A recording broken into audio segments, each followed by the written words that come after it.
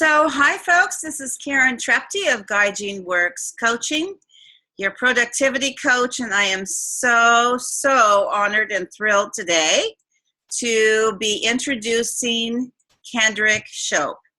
She is a fabulous sales coach. She has the infamous sales school amongst her other programs, and has $1 million business on her way to $10 million. So let's hope. Really lucky to have her today. So welcome, Kendrick. Thanks so much for coming on with me. Thank you for having me. I am thrilled to be here, Karen. Awesome. So let's talk a little bit first about your journey, if that's okay. Sure. Like, what got you here? You know, it's one of those things when you look back at it, you're kind of like, wow, the path was being laid and you didn't even know it, if that makes sense. But I guess the straw that broke the camel's back, if you will, was my daughter was about 2 and I was rocking her to sleep and like I did every night. And in our house, the magic word is believe.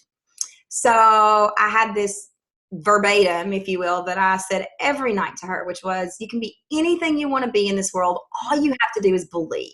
That's the first step. And I remember putting her in her crib and walking or literally busting through or bursting, whatever the right word is, through my bedroom doors and saying to my husband, I am living a lie. I tell Hallianna she can be anything she wants to be in this world. The first step is to believe. All she needs to do is believe. And one day she's going to wake up and she's going to grow up and see that mommy doesn't live that. She may say that she has a really good job, but she works a job for a paycheck, not necessarily her dream. And so I said, I can't do this. I'm on a mission to figure out what I am meant to do, what my dream is, because somewhere with motherhood and growing up, I didn't know it was okay to have dreams anymore. And so that started the process. That was still a journey, but that was the catalyst, if you will. And what did your husband say at that point? Did he support you in just kind of dropping this, great income? And yeah, well, I'm not sure that he or I knew at that moment that I was going to walk away from my pharmaceutical sales job. Certainly not so quickly. My husband is used to dramatics. I'm pretty dramatic. And so he didn't even look up. He was playing a video game and he didn't even look up. And I'm like, no. You need to take me serious here. And he's like, okay, whatever. But then, he was very supportive. And it was probably harder for him than it was for me because he's analytical, because he likes all the math to add up, because he wanted to see the plan. And I didn't know. I mean, I was like every entrepreneur out there who has a dream and they're going to start a business and they're going to make money. I didn't know. I didn't know how. And he's like, you're going to 5th gear before we go through 2nd. And I'm like, I don't know what 2nd is, but I know what 5th is. Yes. But yes, he was very supportive. And there were times when I wanted to kill him. And there were times when he wanted to kill me, probably more often than not, because we were broke. I flew through our savings. But yes, he was very supportive. That is really super funny. I'm going to tell a tangential story here for a moment because I decided one day that I'd heard that a friend of mine did that. We had this house in San Diego County and I was commuting all the way to Los Angeles, which is about 300 miles away every day. Because the economy, my husband's in construction, the economy goes like this. Yeah. I'm like, hey, honey. He was just watching TV or something. He tells the story. It's so funny. He's like, hey, honey, if I can figure out a way to pull a little equity out of this house and, get a place in Orange County, which was a lot closer to Los Angeles, will you move with me? Oh, yeah, sure. Whatever. And I did it, and I pulled it off. And he tells the story to this day. He goes, never again. You tell me that something's going to happen like that, I'm listening. Yeah. So, that's really cute, Kendrick, that he he didn't realize what a life changer it was going to be. No.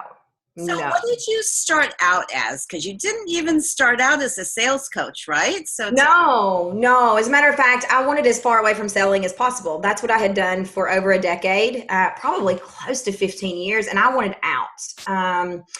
So the first step I did was I researched career coaches, all kinds of things. I emailed Oprah. I mean, I did everything that, was going to get you a job. Emailing Oprah is the way to go, right? that's awesome. Yeah. I didn't know that. Yeah, I actually spoke with one of Oprah's former employees not too long ago, and we happened to be in the same circle. Not that Oprah was reaching out to me or anything, but we happened to be in the same circle. And of course, when you find out somebody worked for Oprah, you're like, "Oh, tell me all about it."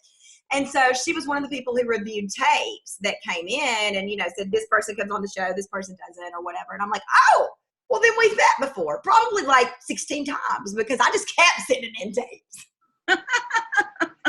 But anyway, yeah, so I hired a career coach, and she's not in the online world, but she had me read a book called Find Your Own North Star by Martha Beck, which changed my life. Love that. And I enrolled in Martha Beck Life Coaching School because I wanted to be able to do that. What that book had done for me, I wanted to be able to do for people, because it really, again, I don't know how much the book cost, $11.95. Maybe it's $21. Some of the best money I've ever spent. It changed everything in my world.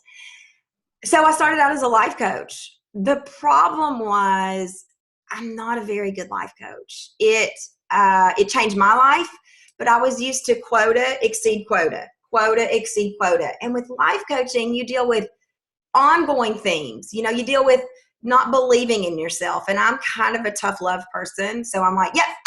That's a limiting belief. That is not true. Let's go. That's not very life coachy. So I tried to do that, but it just wasn't my thing. It did not light me up. Changed my life.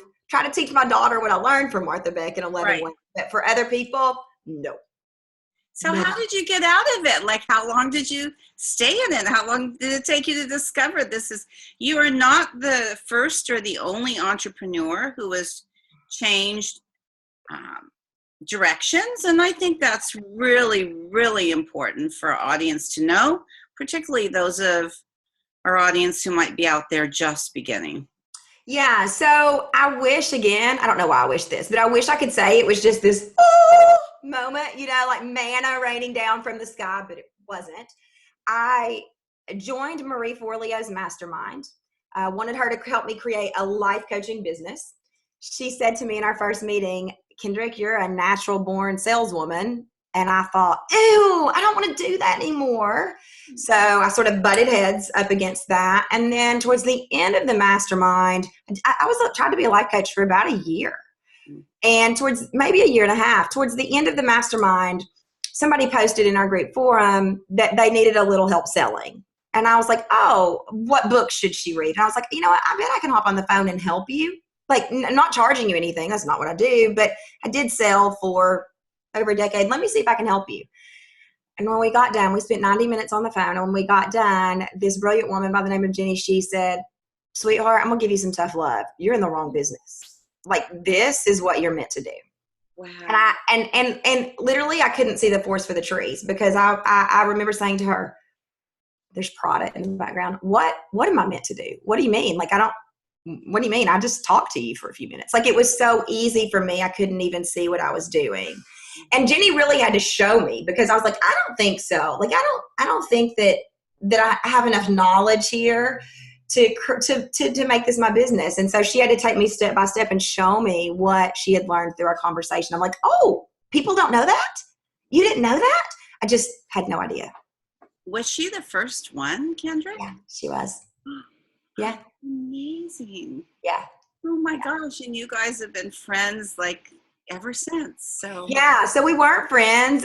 We were friendly because we were in the mastermind together. So anybody who's been through a mastermind knows, but we weren't. Jenny and I are about as opposite as day and night in a lot of ways. Mm-hmm. And so we never had lunch together, never, friendly. I respected the heck out of her, both Martha Beck coaches, but yeah, we weren't close. We were acquaintances.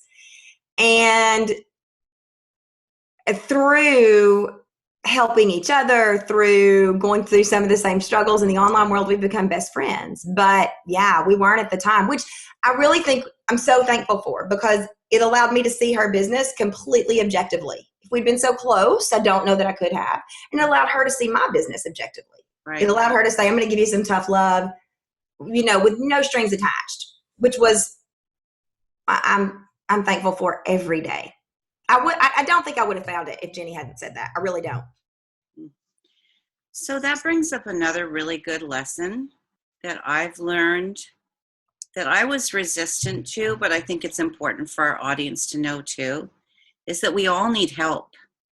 And we can really get a lot of help.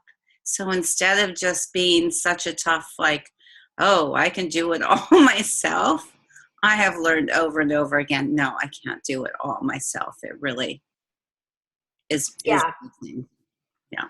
Yeah. One of the things that used to frustrate the heck out of me was when people would say you can have, and I think this is Marie Forleo's opt-in, when people would say you can have anything you want, all you have to do is decide.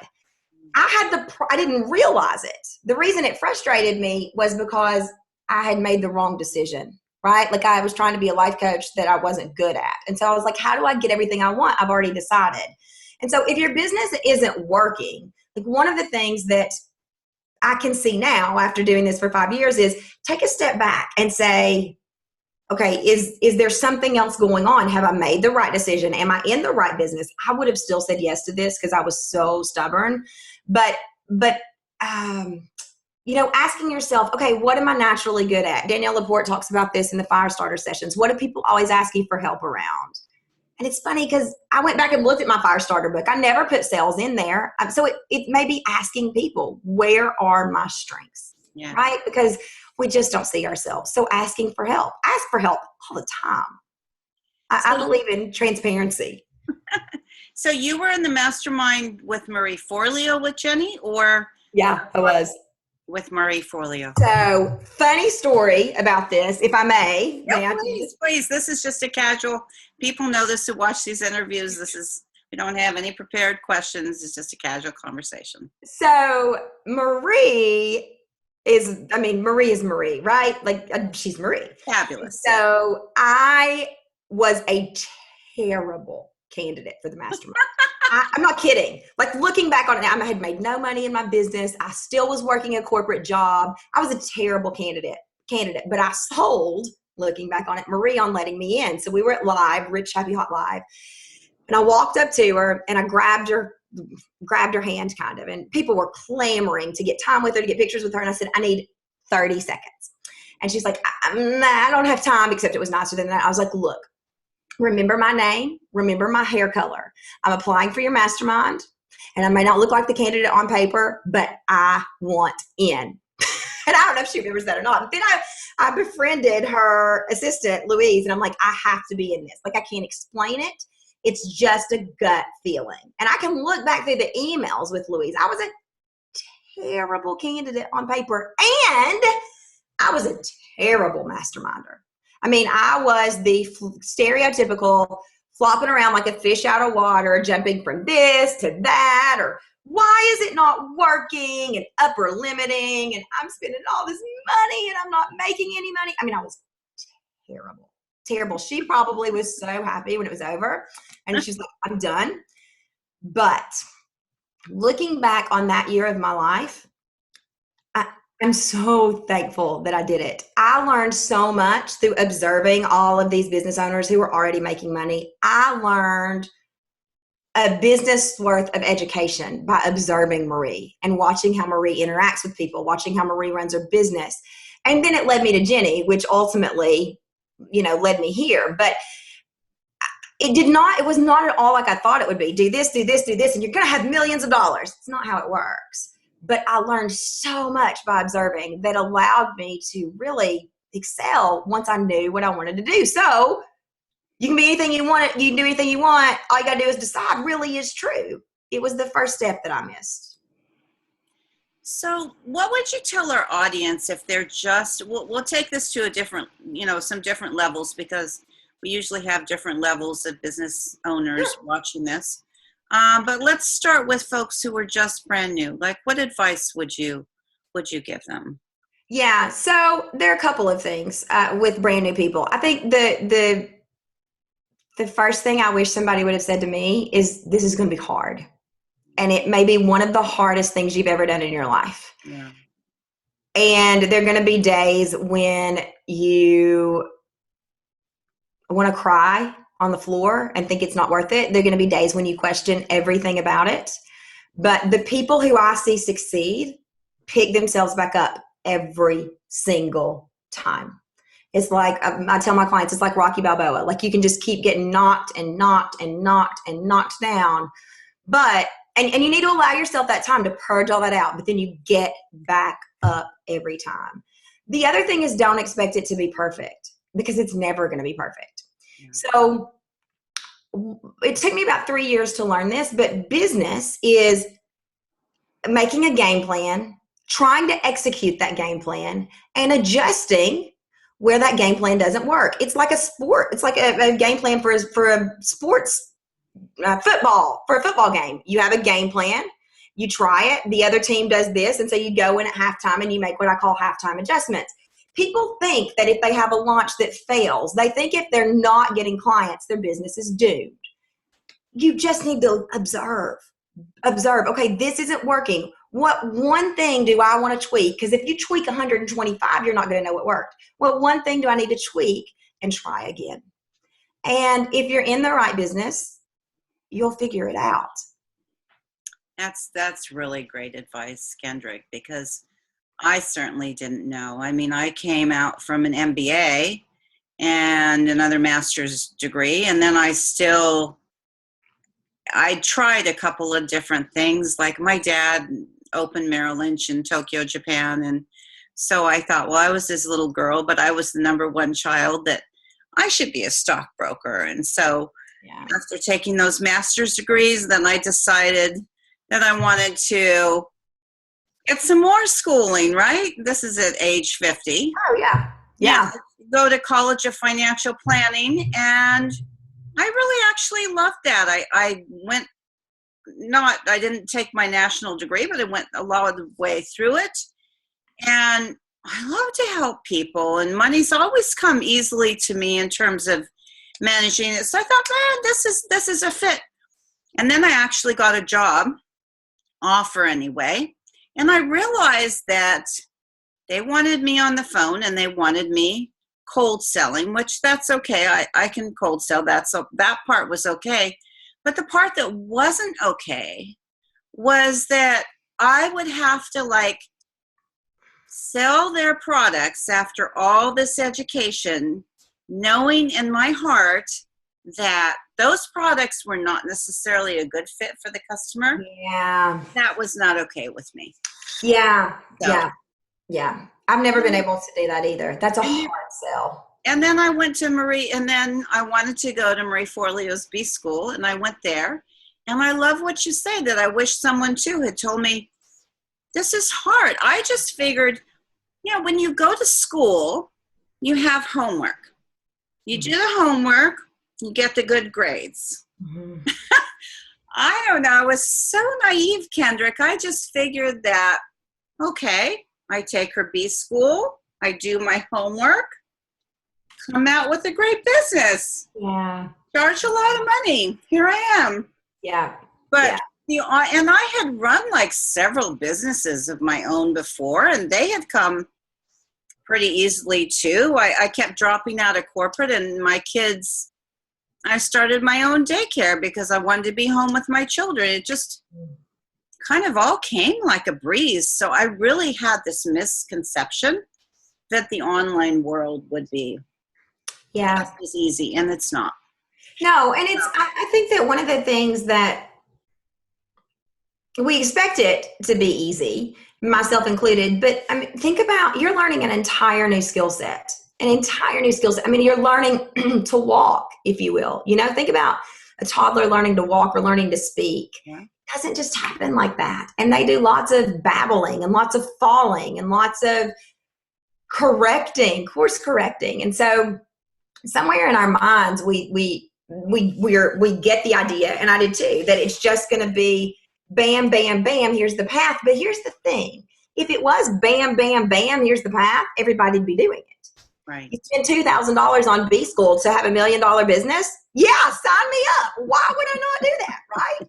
It's not that easy. B School lays the foundation. It's fabulous, but there's work to do afterwards. Yeah. And that's just the way it is. Absolutely. And I love that you say you're stubborn. I know I'm stubborn too. And I think that there almost needs to be this character trait for someone who wants to be an entrepreneur, to have that persistence. I haven't always called it stubborn. It depends which side of the coin. But I watch Charlie Rose a lot on TV, and I watch these big time entrepreneurs come on. And a lot of times they're saying the same thing that you're saying. This is not where they started. They tell their story. They tell about their struggles. So what if somebody is like maybe been in the business for a year or a year and a half, something like that? What advice would you give them at that point then? So I think it depends on how much. So I'm a quota, exceed quota kind of person. So I like to see where they are in terms of revenue. And I like to see where they are in terms of list growth, because I think that list growth is something that if you're going to run an online business, you need to commit to doing for the rest of the time you're in business. You just do. And I could go off on a tangent about that, but I won't. So it would depend on where they were. If they're making a little bit of money, I don't know, $1,000 to $3,000 a month, then we would look at what's working well. We'd have an assessment. What's working well? What are, we call them areas of opportunities, but what are challenges that you face? Lots of times at that level, it's like, well, I can get the 1,000 to 3,000, but my goal is 10,000 a month, and I'm going to have to kill myself to get there. Then we need to make some course adjustments. You know how to get 1,000 to 3,000, then we maybe need to raise prices. We maybe need to look, depending on your list size, look at possibly thinking about a course, depending on your list size again.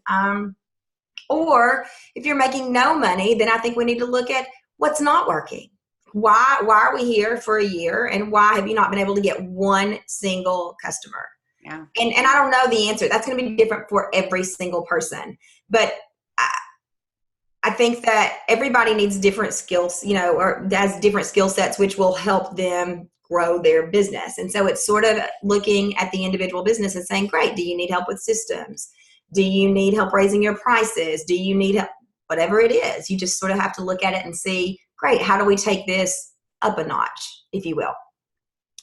So let's talk about you some more, and let's talk about your programs, Kendrick, because I've taken a couple of them, and they're really, really wonderful. And a lot of our audience members might know you, but there might be some folks on here that don't know you. So can you tell us about your programs and what you offer the people who work with you? Yeah, sure. I have Sales School, which is a 6-week immersion into selling, but it is a 6-week immersion that is paced, and that is, I think last year maybe I got a little bit too happy and did a little bit too much. So we're scaling it back a little bit because I can get really gung-ho. But Sales School is unlike anything else because we have objectives each week that we're going to teach. And then you have homework that you submit to me, which I grade, where I give feedback on every week. So when you leave Sales School, basically you have the basic understanding of how to write your sales copy, and you have a formula for that. People say formulas don't work. They absolutely work. They absolutely work, especially in the beginning. You can't go off and be a world-renowned copywriter until you know the formula. The formula works. So you learn how to write some copy. You learn how to have some sales conversations. You learn how to begin to follow up. It's all in a very authentic way. One of the things that you'll learn is about your sales guardrail, and that if it feels icky to you or sleazy or slimy, then we don't need to do it. We need to find a different way. And so you really learn how to begin to apply the basics of selling into your business. You get feedback, which I'm really, really proud of, because people keep wanting Sales School to grow. And I'm like, yeah, but how do we give the feedback? I want it to be like that school that you mentioned, Karen, because we make a promise to our students that is, at the end of Sales School, you're going to get a 90-day action plan. And that 90-day action plan will help you make your investment back. And if you don't, you can email me, and I'm happy to say, Great. Let's talk about where the area is, what didn't happen. But you have to execute all the things on the 90-day action plan. I have given that 90-day action plan to thousands of people, and I know that it will make you money. And I know that if something doesn't work, we just need to troubleshoot it. It doesn't mean you're in the wrong business. It doesn't mean your business is failing. It just means, okay, great. What didn't work? What of this did you do? Great. How did you do it? Oh, well, we need to tweak this a little bit. So I'm proud of Sales School. It's one of my favorite things that I do all year long because of the interaction I get with people. The other option that we have currently is the opportunity to work with me privately, although that's full until 2017. And I'm not sure that I'm going to do it again. I may branch out and do some different things. I may travel to different cities and do. I want to do this thing called Behind Closed Doors, which is a real intimate 10 people or 10, no more than 10 people, where we, for lack of a better word, mastermind the heck out of your business. You bring your problems. This is a problem fixing workshop. And Karen, that's one of the things that we're going to do.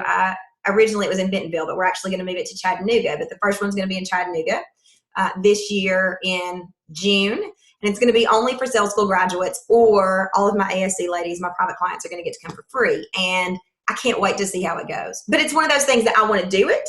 We're going to try it, and we're going to tweak it. It'll work, but then we're going to make it even better. So that's what I want to do in 2017. But we'll see after I try it what changes. I just so love that attitude about trying things, because it's really easy. I mean, all of us who are entrepreneurs, we're very, very passionate about what we're doing. Otherwise, we wouldn't be doing it. And so it really becomes like beyond personal. It just becomes like part of our lives. And it's so easy to take things personally. And I just adore that attitude to say, it doesn't mean because, this is happening that it's necessarily you're in the wrong business or whatever. We just need to tweak things. And we really, what you teach, Kendrick, you teach sales as much as you call it, some people call it icky, sleazy, slimy. And you have this authentic selling, which everybody watching you can tell what a delightful person you are. It really is authentic selling. And one of the first things that you teach your clients is selling is helping.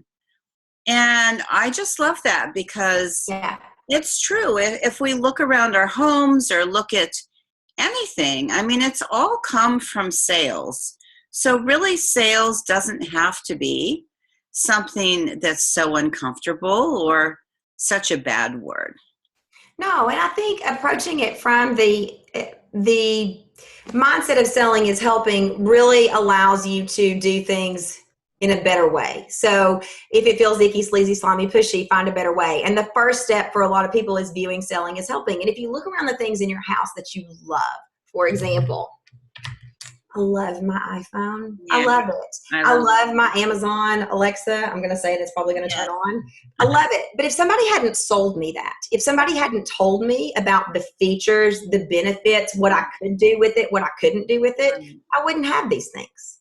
And so selling can be education. It can be, this is what I can do for you. This is how I can help you. It doesn't have to be, you have to do this or your whole life's going to fall apart. That is gross, right? But it can be, this is what my coaching, my product, my service can do for you. And if you look around your house and your life at the things you love, I guarantee you somebody sold you a lot of those. So I talk to my clients a lot about baby steps. Yeah. Can you give us just maybe 2 or 3 baby steps for people who are listening, who are thinking, I'm kind of scared of selling?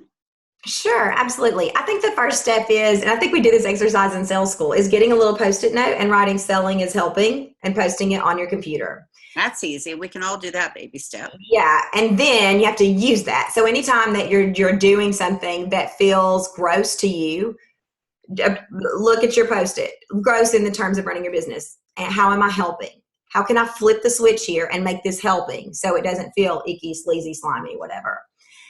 I think the next thing is when people succeed in the online world, they do one thing really well. They engage. What do I mean by that?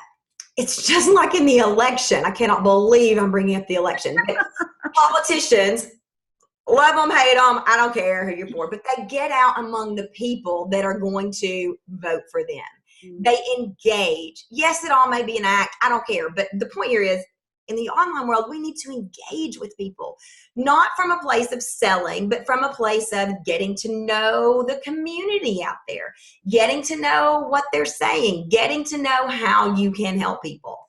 One of the things that I hear often is you're too accessible. In order to get to multi-million dollars, you're going to have to pull back on being accessible. And I struggle with that, because my thought is, if I'm not accessible, I'm not engaging with the people who allow me to run this business, who tell me what they need. Pain points change, And so I think you have to engage, and it doesn't have to be icky. It doesn't have to be going into Facebook groups and promoting. It literally can be going into Facebook groups and saying, how can I help? I am a productivity coach. I help you get more done in less time. How can I help you today? Free of charge. Post your comments below and see what people say.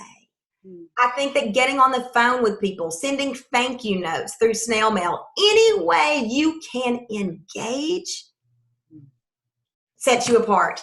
And then when you engage, so there are three things. Number one, selling is helping. Number two, engage. Number three, when you engage, you treat those people like they're paying you $10,000 a month.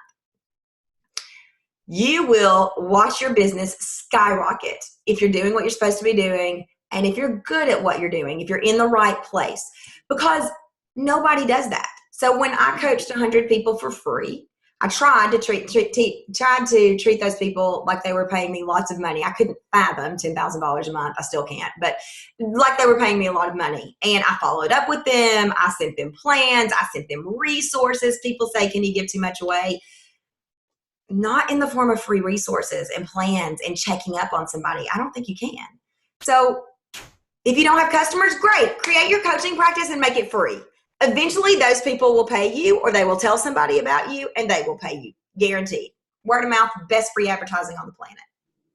Wonderful. Wonderful. So you told us a little bit about what you want to do next.